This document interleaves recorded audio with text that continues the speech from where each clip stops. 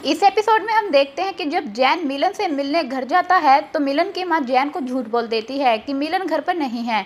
इसलिए Jain doctor William के साथ वहां से जाने लगता है, लेकिन तभी उसे मिलन के बेहोश होने की आवाज़ सुनती है और इसलिए वो दौड़कर मिलन के रूम में जाता है जहाँ मिलन बेहोश होती है। डॉक्टर विलियम मिलन को चेक करता है और कहता है कि इसे तेज बुखार है, हमें इसे तुरंत हॉस्पिटल लेकर जाना होगा।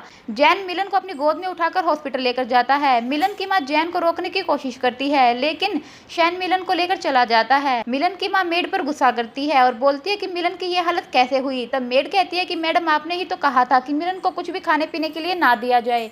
तब मिलन की मां गुस्सा करती है और बोलती है कि खबरदार, अगर तुमने किसी से भी ये सब कहा तो मैं तुम्हें जान से मार दूंगी, और वहां से जाने लगती है और तभी वो सीढ़ियों से नीचे गिर जाती है। वहीं दूसरी तरफ जब मिलन को होश आता है तो वो जैन की स्मेल महसूस करती है और बोलती है कि मैं कहाँ हूँ। तब जैन बोलता है कि तुम हॉस्पिटल में हो। फिर मिलन पूछती है कि क्या तुम पूरी तरह ठीक हो गए। तब जैन अपने मुंह को मिलन के पास लाता है और मिलन उसे छू कर देखती है कि वो ठीक हो गया है। फिर मिलन जैन से कहती है कि मैं अपना प्रॉमिस नहीं निभा सकी, मैं उस फ्लावर पॉट को नहीं संभाल सकी, मेरी माँ ने उसे तोड़ दिया।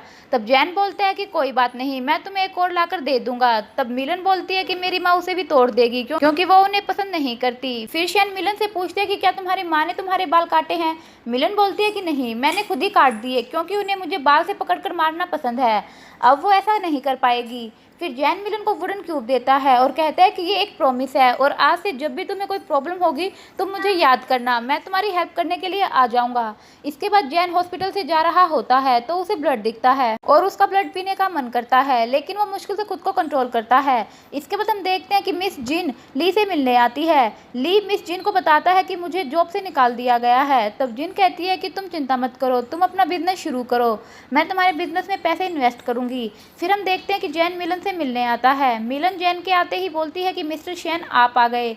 तब जैन पूछता है कि तुम्हें कैसे पता चला कि मैं हूँ। तब मिलन बोलती है कि मैं आपकी खुशबू को पहचानती हूँ। इसके बाद जैन मिलन को एक गुलदस्ता देता है। मिलन को वो गुलदस्ता बहुत पसंद आता है और फिर जैन एक फूल मिलन के बालों में लगा देता है।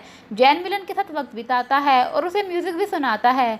वहीं दूसरी तरफ ली का आदमी ली को बताता है कि जैन मिलन के घर गया था और वो मिलन को अपनी बाहों में उठाकर अपने साथ ले गया। ली अपने आदमी से कहता है कि पता करो जैन और मिलन के बीच क्या चल रहा है। फिर ली का आदमी ली से कहता है कि हमने अपने एक आदमी को जासूस बनाकर शैन के घर पर काम करने के लिए भेज दिया है ताकि हमें शैन के बारे में पता चल सके।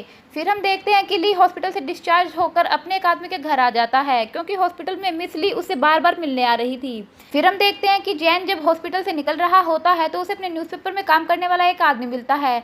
जैन उससे पूछता है कि तुम यहाँ क्या कर रहे हो। तब वो आदमी बोलता है कि मैं यहाँ अपने एक दोस्त को देखने आया था, उसकी लेग में फ्रैक्चर हो गया है। तब जैन बोलता है कि ठीक है, आज मैं तुम्हारी जगह इंटरव्यू लेने के लिए चला जाता हूँ। फिर जैन वहाँ पर जाता है जहाँ उसे एक आदमी का इंटरव्यू लेना था, लेकिन घर में कोई भी नहीं होता और उसे वहाँ पर एक कौवा दिखता है और तभी वो कौवा एक इंसान में बदल जाता है और वो आदमी जैन से कहता है कि मैं यहाँ तुम्हारा ही वेट कर रहा था, मेरा नाम मो है, तुम यहाँ क्यों आए हो। तब जैन कहता है कि आपको तो सब पता है तो आपको ये भी पता होगा कि मैं यहाँ क्यों आया हूँ। वो आदमी कहता है कि तुम यहाँ किसे ढूंढ रहे हो। तब जैन बोलता है कि आपको कैसे पता कि मैं किसी को ढूंढ रहा हूँ। तब वो आदमी बोलता है कि तुम सालों से जिंदा हो, इसका मतलब तुम पर किसी बात का बुरा असर हुआ है जिससे तुम आज तक नहीं उभर पाए हो, तुम किसी ऐसे को ढूंढ रहे हो जिसने तुम्हारी ये हालत की है।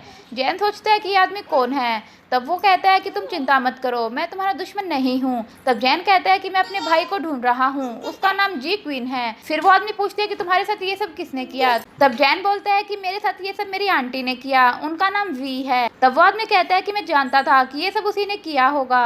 तब वो आदमी जैन को उसकी आंटी के बारे में बताता है कि आसमान से एक शूटिंग स्टार 3 टुकड़ों में टूटकर गिरा और उन तीनों स्टोनों का नाम था blood amber stone, fantasy stone और प्रोफाउंड यंग स्टोन, और इन तीनों स्टोन में बहुत ज्यादा शक्तियां थी और वो जिन 3 फैमिलियों को मिला उनके मेंबर्स को बेहिसाब शक्तियां मिली और इसलिए तीनों फैमिली आम लोगों की नजरों से दूर चले गए ताकि किसी को भी कुछ ना पता चले, इसलिए उन्हें आउटर फैमिलीज कहा जाता है। तुम्हारी आंटी वी क्वी भी उन 3 फैमिलियों में से एक की मेंबर थी। तब जैन पूछता है कि उस स्टोन ने मेरी आंटी को अलग कैसे बना दिया।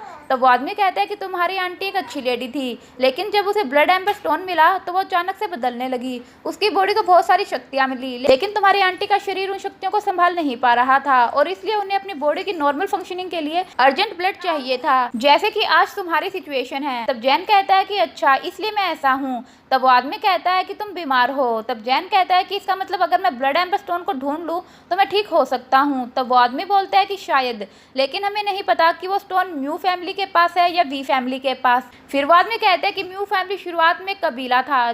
जब उन्हें फैंटेसी स्टोन मिला तो उन्हें दूसरों के माइंड कंट्रोल करने की ताकत मिली, लेकिन यही उनके लिए अभिशाप बन गया। उनकी फैमिली का कोई भी मेंबर 30 साल से ज्यादा नहीं जी पाया। उन्होंने सोचा कि अगर उन्हें इन सबसे बचना है तो उन्हें तीनों स्टोन को कंबाइन करना होगा, और इसलिए उन्होंने तुम्हारे आंट वी से ब्लड एम्बर स्टोन छीनने की कोशिश की, लेकिन इसमें कोई भी नहीं जीत पाया। और फिर म्यू फैमिली एक फॉरेन कंट्री में शिफ्ट हो गई। तब जैन पूछता है कि अगर तीनों स्टोन को इकट्ठा करने से प्रॉब्लम सॉल्व हो सकती थी तो तीनों फैमिलियों ने साथ मिलकर ऐसा क्यों नहीं किया। तब वो आदमी कहता है कि सभी लोग लालची थे, सब चाहते थे कि सारी शक्तियां उन्हें मिल जाएं। उन तीनों फैमिलियों को साथ मिलकर काम करना बहुत मुश्किल है। फिर जैन कहता है कि आप भी तो उन तीनों फैमिलियों में से एक हो। तब वो आदमी बोलता है कि अगर हम फ्यूचर में मिलेंगे तो तुम्हें पता चल जाएगा, अभी के लिए मैं बस तुम्हारा फ्रेंड हूँ। फिर वो आदमी कहता है कि तुम्हारे पास इतनी शक्तियाँ हैं, तुम जो चाहो कर सकते हो, फिर तुम बस शांति से इंतजार क्यों कर रहे हो। तब जैन कहता है कि मैंने ये रास्ता चुना है, एक इंसान होने के नाते मैं लोगों की हेल्प करता हूँ।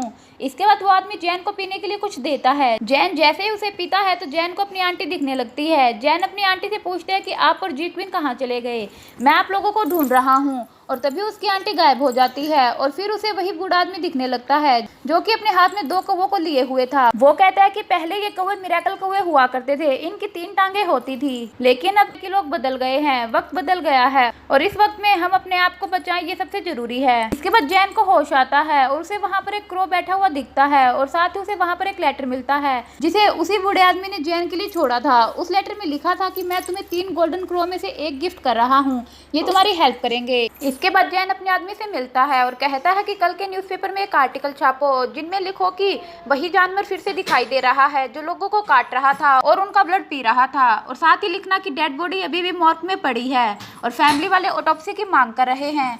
जैन का आदमी वहाँ से चला जाता है। उस आदमी के वहाँ से जाने के बाद जैन अपने भाई के बारे में सोचकर बोलता है कि अगर वो जानवर तुम ही होगे तो तुम ये आर्टिकल पढ़कर सामने जरूर आओगे।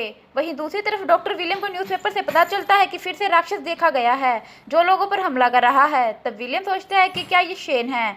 फिर हम देखते हैं कि रात को मॉर्ग में एक आदमी डेड बॉडी देखने आता है, लेकिन जब वो डेड बॉडी के पास आता है तो वहाँ पर डेड बॉडी नहीं होती बल्कि वहाँ पर जैन होता है। वो आदमी जैन को देखकर वहाँ से भागने लगता है। जैन उसका पीछा करता है, लेकिन उस आदमी ने नकाब पहन रखा होता है और वो आदमी वहाँ से भाग जाता है और जैन उसे नहीं पकड़ पाता। फिर जैन हॉस्पिटल के बाहर डॉक्टर विलियम को देखता है। जैन विलियम से पूछते है कि तुम यहाँ क्या कर रहे हो। तब विलियम कहता है कि मुझे मेरे डीन ने इंसिस्ट किया कि मैं ऑटोप्सी रिपोर्ट कलेक्ट करूं।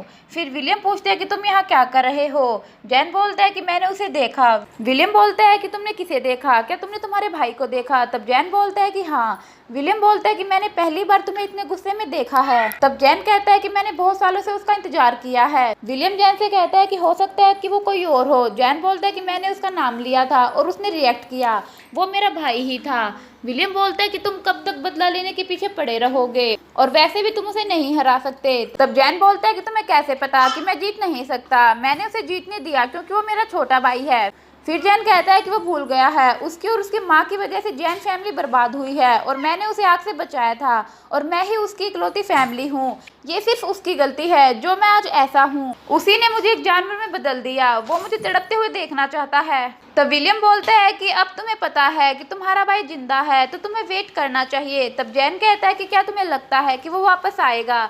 तब विलियम कहता है कि हाँ, मुझे लगता है कि वो वापस आएगा, हो सकता है कि वो अभी तुम्हारे सामने आने के लिए तैयार ना हो। फिर हम देखते हैं कि जैन अपने भाई के बारे में सोच रहा होता है और उसी वक्त वहाँ पर जैन का नया नौकर वहाँ आकर उसे देखने लगता है, लेकिन जैन उस आदमी को देख लेता है।